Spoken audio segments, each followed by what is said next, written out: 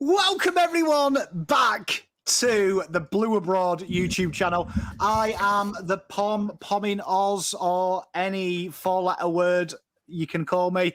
I'm joined by my co-host, fan of all things fantasy and mythical. He's an expert painter of figurines. He's a good friend of mine and yours, the great man himself, Dog. How are you doing? I'm fantastic, Pommy. Fantastic. Blues are undefeated 4 weeks in. Heading over to Adelaide, another Thursday night game, which just quietly I hate, but very, very exciting stuff. How are you? Oh, mate, I can't complain. My intros as well, just getting super slick. Very, very nice. Like, I have to do a whole tour of all my stupid little figurines. Mate, we should do a compilation of my intros for you at the end of the year. Oh, mate. Epic. Well, we've got the wonderful Ryan and Mel. Good day to you. Who else we got? We got Big Rich. We've got Christian. We've got Peter V. Indiana. What a beautiful name. We've got Paul. We've got Laurie. It took me a while to pronounce that. You can't get more British. Big Sean, Paul, the boys, Paul. Everyone's here. Chills, Andy, and we're going to the AO. Historical fact that gets milked until we don't do it is we've never won in the Adelaide Oval. We have won at Football Park, which sounds a little bit like an amusement park for bogans, but we've never won at Adelaide Oval. I'm sick of that stat, to be honest. That stat is up there at the moment with Where's Dow? Danger Game. Honestly, that's up there. So this has got to be the week, hasn't it, lads and lasses and Dog? This has got to be the week, hasn't it? Has to be, mate. We're obviously going to have a lot of changes. We think we know we've got at least one forced change in Sam Doherty, which is annoying, but I don't think it's something we can't overcome. It has to be this week. If it's not going to be this week, it's never going to happen, mate. They got Big Harry off. He gets to go over to Adelaide and play. Charlie Curnow. Adelaide have been playing well this year. I had them as one of my risers up the ladder. And to date, they've looked pretty good. But again, one of those teams that you think they're below our level on paper, so we should be able to beat them. And I think our mindset's changed a little bit since the disappointments of last year, and we've seen us sort of get some grindy wins this year that we might not have last year. So no, look, I'm pretty positive. I'm pretty positive heading into Adelaide. Mate, I love a wee bit of positivity from you, Dog. Now, chat, let me know, right? So Pom has gone out of his way, right? Because Pom loves a myth and he loves dispelling it. Back home, they call me the myth breaker. I'm like Randy Orton of myths. I kill him. Obviously, do you know what I mean? So at the moment, let's paint a picture. We're Adelaide Crows 8th, right? So some exciting things though, right, with this, which is really important. So they're 7th in the ladder, we're 2nd. But Carlton, 6th best percentage in the league, right? Which is where you want it to be. You want it to be in the top 8. You know what I mean? You want it to be in the top 8. Other points of note, right? Carlton are the 3rd hardest side to score goals against, right? And we're the only team, right, in the top 5 for scoring points with 10th. We're the only one that's played the second hardest side to score against, Richmond. And we're the only side in that to feature in the top 8 to play 2 of last year's top 4. So pretty good, but some other points of note, where Carlton have fallen behind into mid-table for scoring from stoppages and clearances. Last year's one would, remember, it's the only thing we did. This year, though, Carlton have escalated from bottom 3 in scores from D50 and also scores on transition and also transition defence to 8th in scores defended against scores from transition and top 4 for scores accumulated from down back and in transition, which for anyone who's going to downplay Carlton's chances here, these are the only stats that matter, because that's the only time I'll agree with the AFL media in where championship sides come from. But Paul's saying I'm reaching. Well, I mean, it depends. You either know football or you don't. So they are the wonderful thing about maths, unarguable. That's why I like maths. You can never argue maths. So also a point of note, Carlton's centre clearance deficiencies are actually masked by two sides playing Hawthorn, right? Who are structurally the worst side at this stage we have ever seen in the AFL from that structural standpoint. So, and also Carlton haven't played their premier on-ball crew that were ranked number one, and you'd be shocked in how much Sam Walsh means to them stats, particularly in the scorings chains, because he was genuinely last year the last man. So what I'm trying to say here, Carlton going into this got to look at this game and go, their strength is centre clearance. That's our old 1 wood. It's now our 3 wood. Yeah. And go into this game and not downplaying them, but take the game on. And we've got a wonderful little fact here. They're the deepest kicking side so far this year. And that is where Carlton's strength has been. When that ball comes inside, that's where Carlton have transitioned. So this is a great matchup. Great half forward line versus a great half back line. A great midfield that's really grindy versus Carlton's. And I think the back line versus our forward line, we probably have the dub. What's everyone's thoughts and what are people looking for? As I've got a hole in my roof and I'm getting pissed on. Great. I think it's positive. I think it's been an interesting change to, last year in games where our defenders were our best players, I think generally were our poorest games. But now this year we're undefeated, and I would say, other than Charlie popping up and kicking 6 goals, all our best players have been our defenders. But it's been a different, more stylistic move. Mitch McGovern being back in the team, having that dangerous kick, and I've seen a few people potting him for turnovers and stuff, but he's the only one on the side who wants to take the corridor kick. He's been a huge inclusion. I think we really missed him last year when we needed to win those games and he wasn't able to play. So I think he's a big inclusion for us this year, and a big reason why I think we scored what was it, 5 goals, 1 or something from kick-ins. World record. World record. Never been seen in the AFL. Like, honestly, it's never been seen. That's to get more. The old record was 4 goals, 4. So to get 5 from kick-ins, and they were in a row. 5 of them goals were in a row. Yeah, right. That's as rare as rocking horse shit. And when was the last time you saw a rocking horse have a poo? Not too recently, Pom. Not too recently. So what I'm interested to see, and the funny thing from all this is that we've seen the club the last couple of games have been pushing Sam Doherty further up the ground to be more impactful at the contest. And he hasn't been that amazing behind the ball. He's still been good, but he hasn't been as amazing because guys like Newman and McGovern have stood up and their kicking efficiencies have been a lot higher. So Sam Doherty coming out is obviously a loss in terms of leadership and ability to impact on a contest. But I think we're actually going to be okay. One of Shinkoda or Plowman is probably going to come into the defense.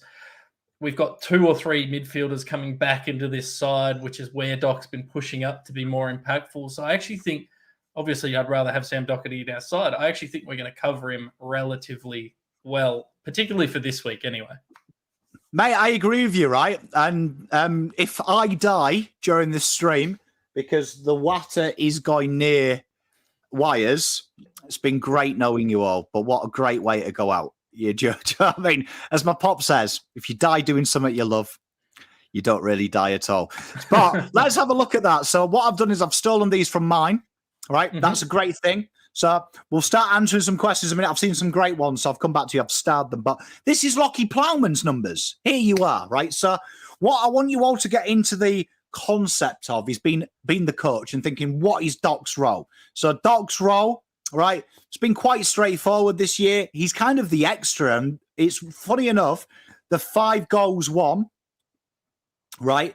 The 5 goals won that we scored from kick-ins, incidentally, was a change-up because Doc was targeted exiting D50 the least of all the backline, which is a huge, huge improvement, and I'll tell you why. So you're looking for someone here. So this is Plowman. I was going to say this is Dowman. What a name. Yeah. combine both of them and create the super thing. But there you are. Look, so you see these numbers here. These are against the AFL, right? So this is Lockie Plowman's game.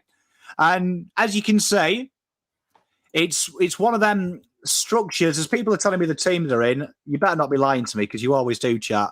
But me and my mate spent 8 hours yesterday doing this.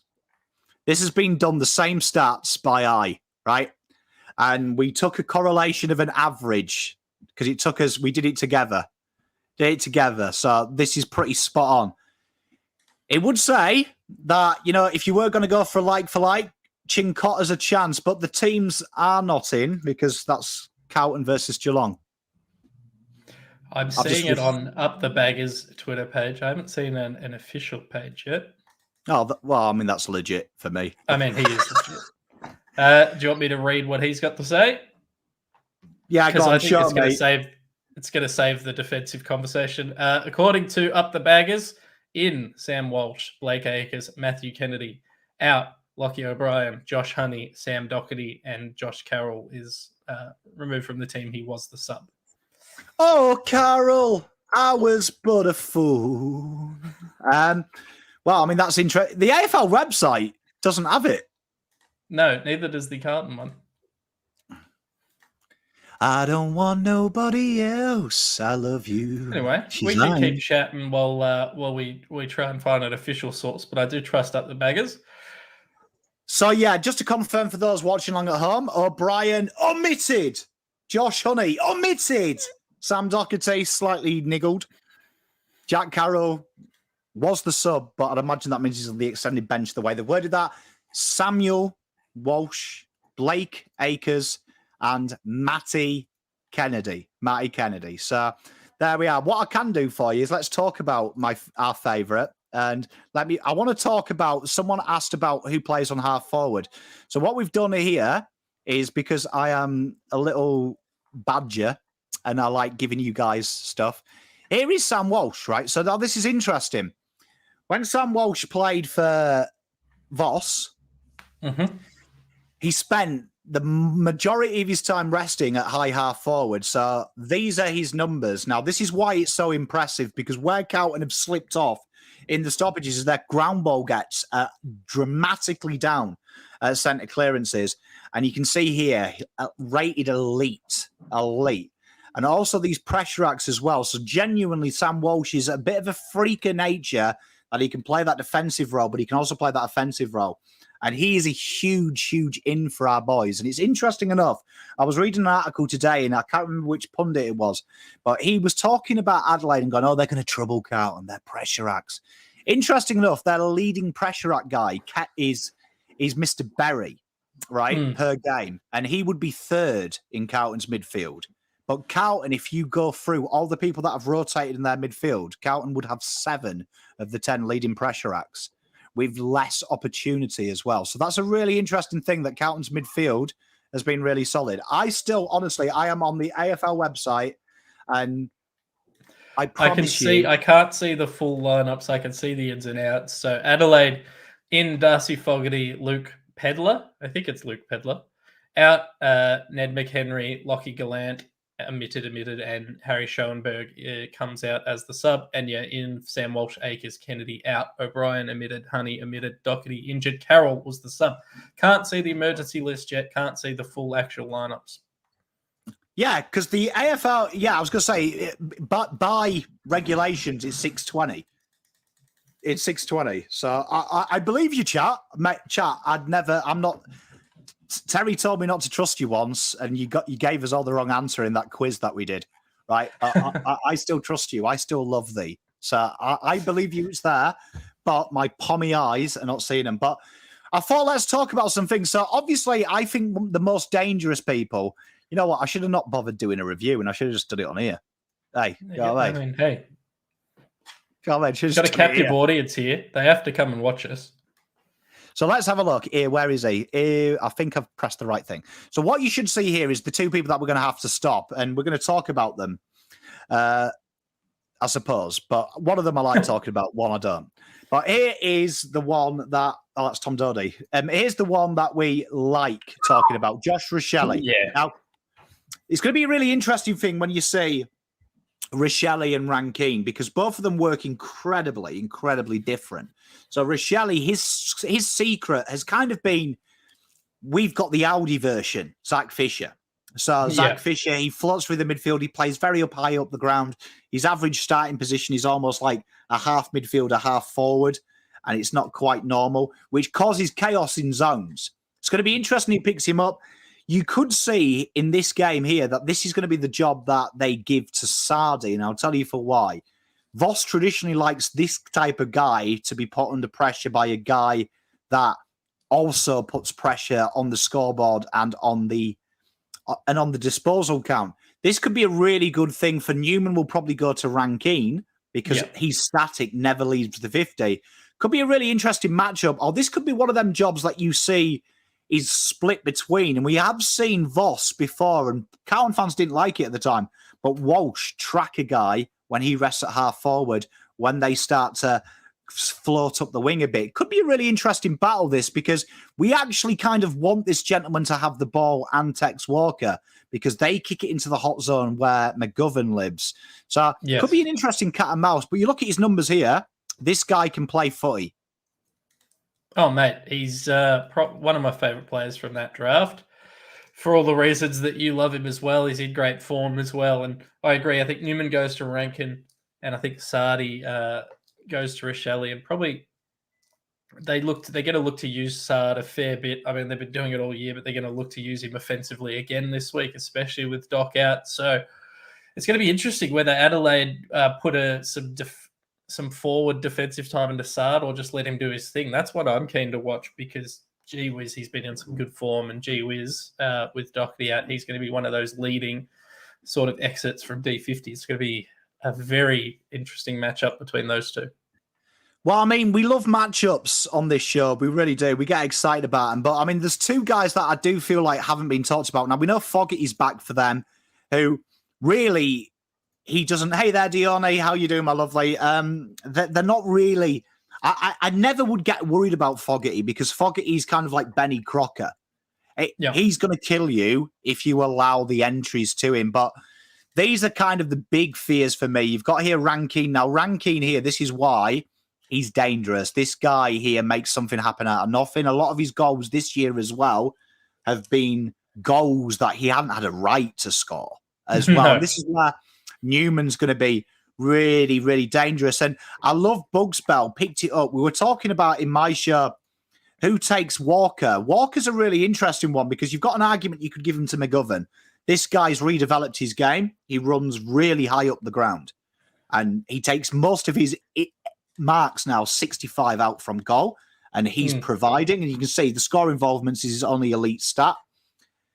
If you give him to McGovern, though, you don't have anyone intercepting, and it's been proven Young and Wheatering can't generate the score launches required quick enough.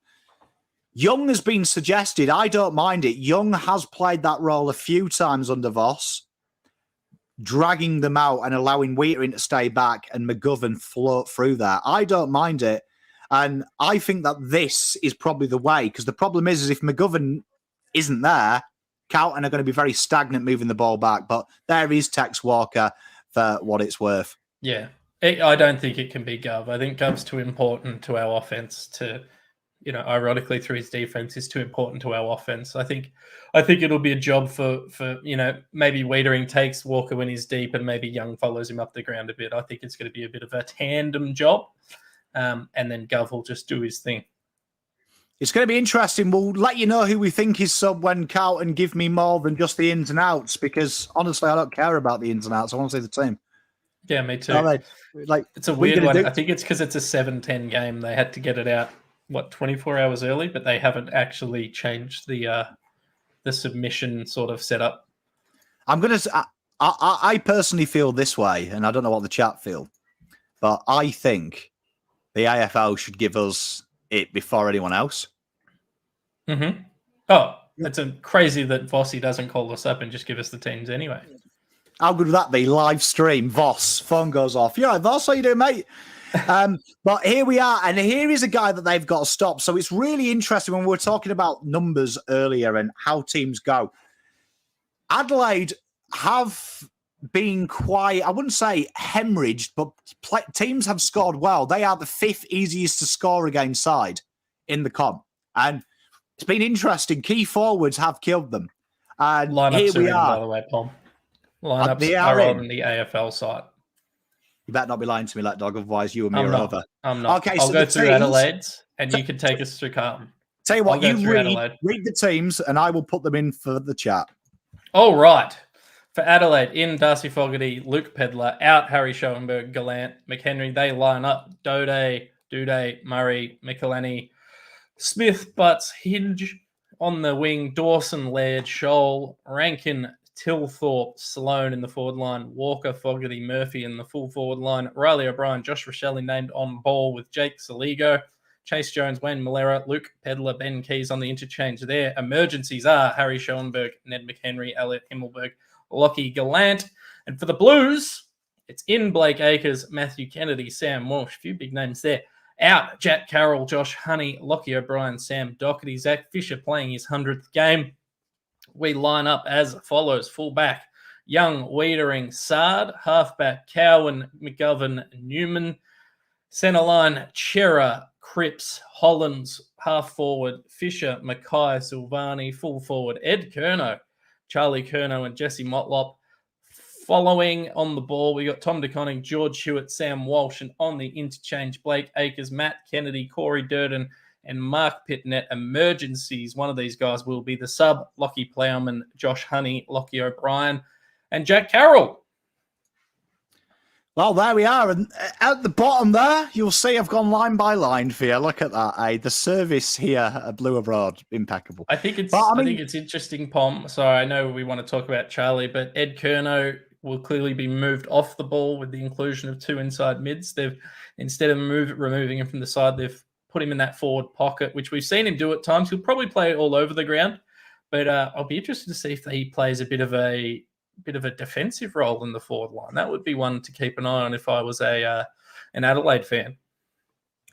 Could be interesting. I mean, you would say that obviously the big thing for Carlton is Jordan Dawson has become almost a premium midfielder now. He doesn't slide across the halfback as a lot often. And one of the things that they do off the halfback quite often is, believe it or not, Mr. Brodie Smith is their go-to man. Now, that's not a bad matchup for Mr. Ed Curnow. Do you know what I mean? Because Brodie Smith isn't quick. It's his ball use to getting it to his runners that's good. So that could be a really interesting matchup and maybe a masterstroke, but I would expect to see Ed Curnow maybe the guy that they fling into the midfield should anyone get off the chain. But I'd imagine Ed Curnow, the only bad stat for Carlton is forward tackles. However, they are starting to be appearing a bit further up the ground. It's almost like they've learned from transition. But it's 2 strong teams on paper. Do you know what I mean? 2 strong teams on paper. And on paper, I know the game's played on grass, but the boys have got to go out there and put some focus, some intent around the ball. And really, the first 2 games we've seen GWS and North, they've actually come in very tentative, which has put them behind the 8 ball. This is the game that you go in, partisan atmosphere, and say, we're Carlton, have a go at us.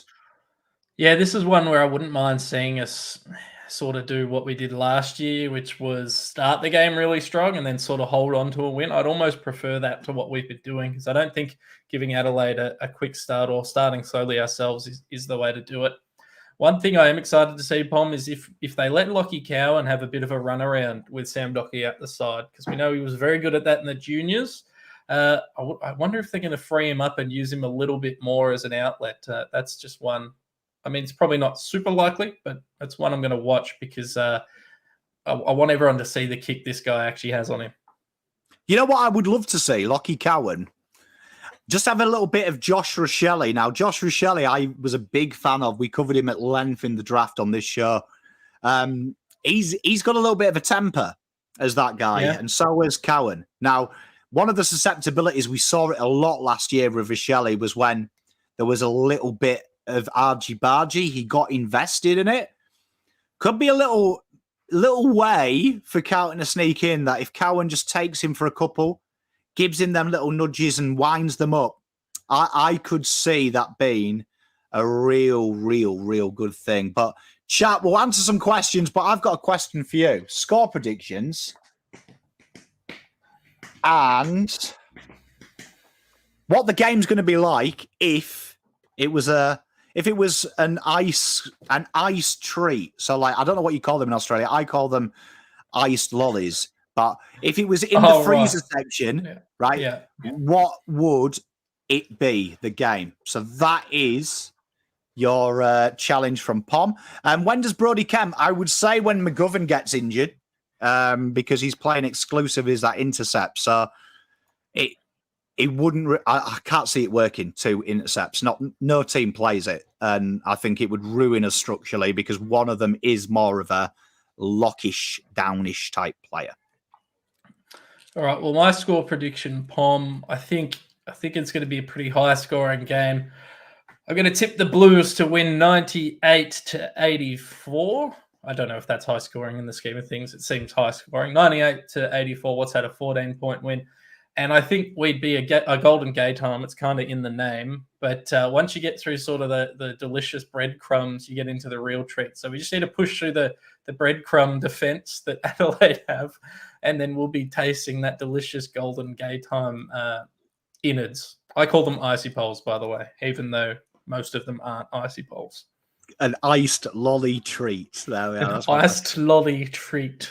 Okay, well, if you are privy to my AFL group chat that I'm in, I've been winding everyone up saying that I've just come back from October 2023 and I've come back in time, which is a little standing joke. But Carlton do win this game by 29. Right. So don't worry about that. Carlton win this game by 29. And it's iced treat. Its iced treat simile is the crunchy ice cream. So it's sweet on the outside, Hollands and Acres dominating the show.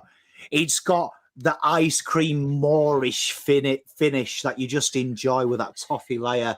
But in the middle, where it matters, it's crunchy, it's bitey, and it's oh so sweet. Carlton by 29. Pack your bags, fellas. War's over. I love it. How do you feel, Pom? Just a quick thought. Like at some stage this year, we're probably going to lose our game. When do you think it's going to be? I don't think it's going to be this week, but if you came and told me we'd be 4-1-0 at the end of round 5, I would have been pretty surprised. Well, I mean, I can tell. I probably shouldn't spoil this, right? Because you know what I mean. Because you do know the results. It is cheating me asking you. You know what I mean? Like I've come back in time, right? And you know the big thing about time travel is you can't break the code of time travel because a lot of people think it's like a strict progression of cause to effect, but it's actually from a non-linear, non-subjective point of view, a big ball of wibbly wobbly, tiny wimey stuff. But that being said. I can tell you, if you are betting, and please gamble responsibly when you're using time travelers' advice, Carlton's first loss, unfortunately, is at Marvel, round 9 to the Doggies by 12 points. But they do beat the Pies by 18, so it makes up for it. Yeah.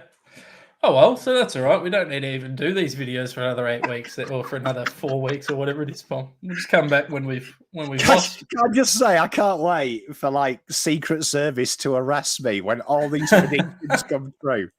Do you know what I mean? When they go, oh shit, fucking Pom's learned time travel, and I'm just not here anymore. I've been kidnapped away in some kind of mountain back. Yeah. Or when you die in a fire that was caused by the water in the roof. I am actually genuinely concerned about it. I'm not putting my feet down. I am just surrounded by a puddle and wires. And it's the commitments of the show. You know what I mean?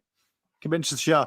I mean, obviously, we've done that. We've got some great ones. Nicola here. Oh, Nicola, you're an ice cream girl. I like it, right?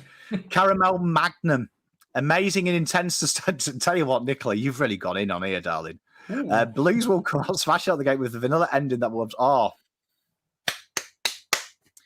took me on you took me on a tail, and you know what? I'm invested.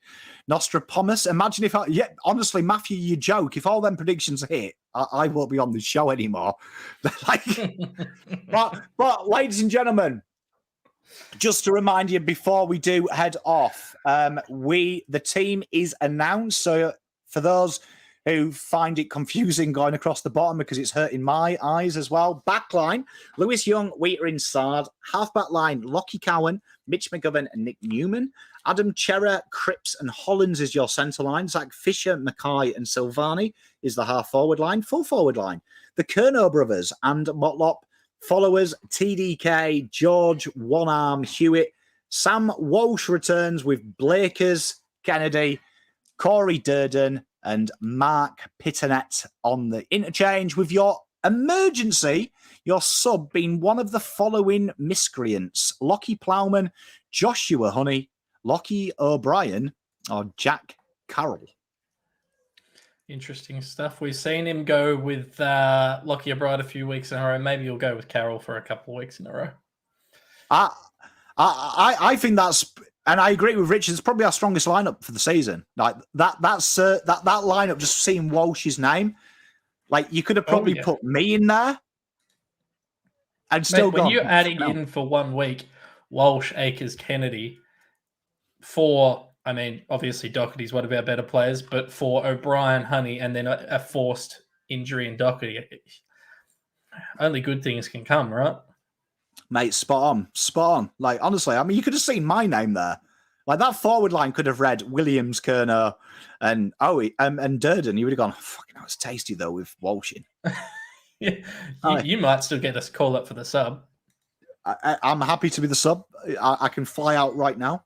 If you want. But ladies and gentlemen, big action-packed week. I have been keeping this under wraps, but tomorrow you have got something very special. When we are live, you won't just have one POM on the screen. Nay, we've done that before. We have 2 POMs. I have got the wonderful young James live from London. He has taken his time to make a background like mine that says mini POM, which is amazing. So young 16-year-old James will be doing the watch along with me. So we'll have lots of English banter. So you'll have 2 POMs before your very eyes treating you. Lekdog is doing Lekdog things on fantasy, which sounds really dodgy. Does all sorts. He'll tell you about who should be your second midfielder, what's the go with the fantasy. So go and check Jock Reynolds out. They also sell feet picks as well for a fee. As usual, we will be back next week. Much love, everyone. Have a great day. We will be back tomorrow for big watch-alongs. Muchas gracias. Look after yourself. Pom and Lek. See you soon. Go Blues. Go Blues.